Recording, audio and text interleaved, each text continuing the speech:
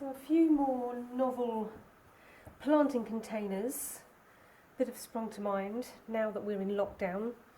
I was going to get rid of this woody broccoli stem, but then I thought I can hollow that out and plant something in it. So call me weird, but I've just hollowed out this broccoli stalk, leaving the fibre stuff on the outside. Obviously I ate the nice stuff from the middle, and I've filled it with coffee grounds in preparation to be planted up. Now I just need to find a suitable seed to be planted in that broccoli stalk. Lockdown gardening. And oranges, I just had a fruit and veg box delivery from Turriffs, thank you very much, lesturriff.com. And yeah, some beautiful oranges which I've squeezed and taken all the gunge out of, and they too can be used as planting containers. So I've got a few more bits and pieces that I can use as growing medium.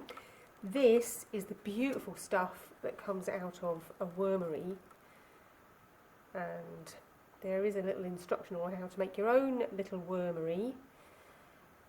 This is obviously quite old, it's been going through the worms for some time, but fantastic growing medium. It's absolutely gorgeous, and of course completely free because they do all the work. So we have a little bit of wormery compost.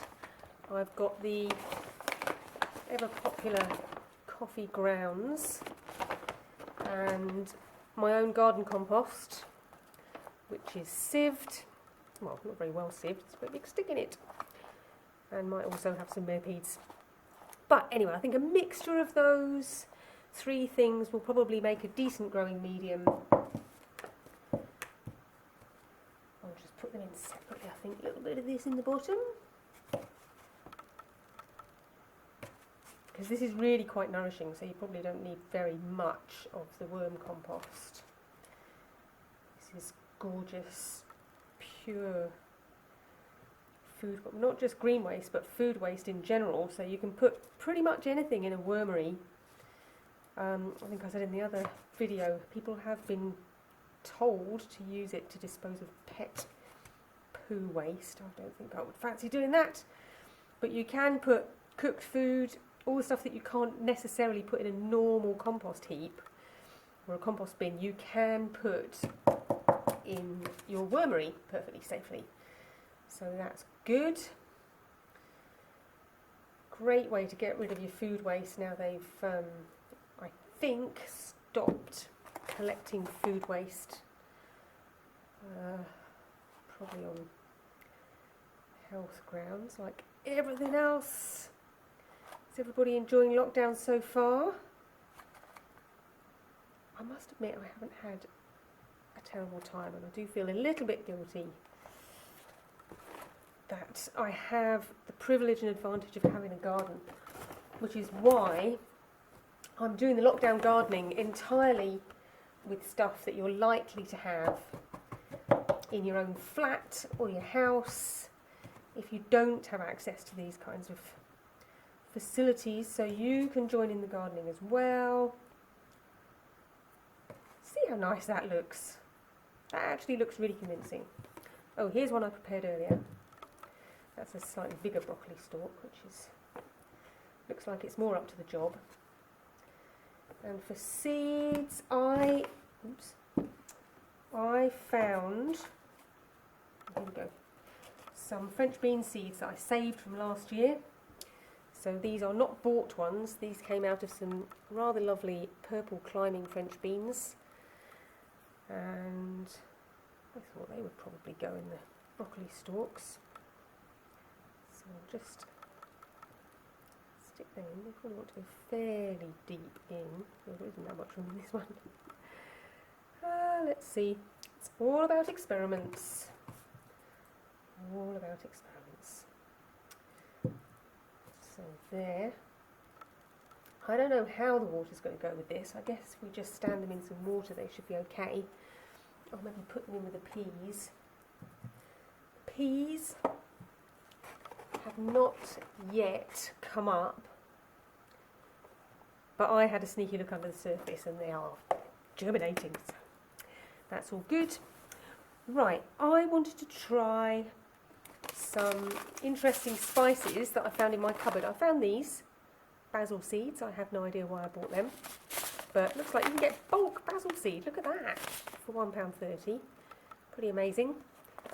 Turkmaria. I think this is more used for flavouring sweet things, but I've been known to bung it in all kinds of stuff. So let's have a little layer of basil seeds. Now basil seed does like light to germinate, so I'm just going to put a very, very light sprinkling of the coffee grounds on top there, so that the seeds can still see the light. I know that sounds silly, but it is correct, I can assure you. So because they're exposed on the surface effectively, they're going to need some more serious protection from drying out.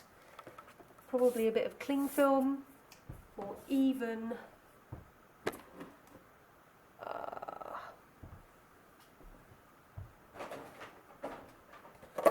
something like that that will sit right over the top of them once they're in there.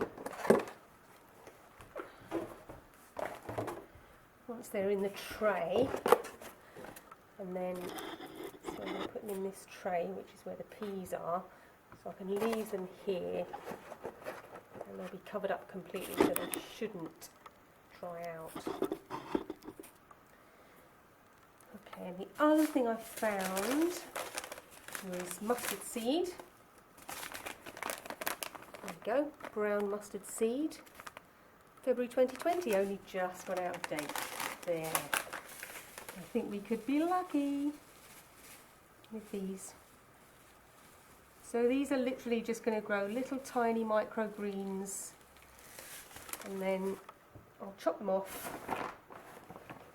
and use them as, I don't know, they would go well in an egg sandwich, I guess, or maybe just sprinkled on a salad, if you have any salad. I think the mustard greens would go nice in an omelette, something like that. Yeah. And so the other one that I know will work is meti or fenugreek.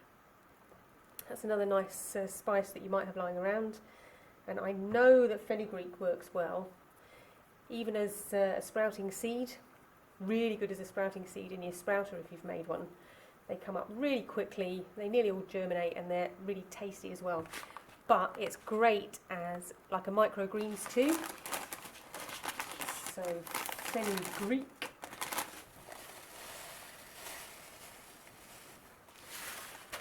Just cover the surface there.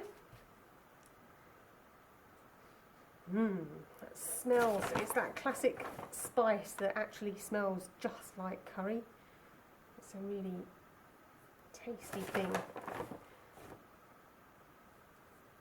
And of course, very, very nourishing and good for you. Anything green is good, but microgreens that you've grown yourself in an old bit of orange peel, probably the best kind of greens you can have. Okay, so they can all sit happily under the thing. I'll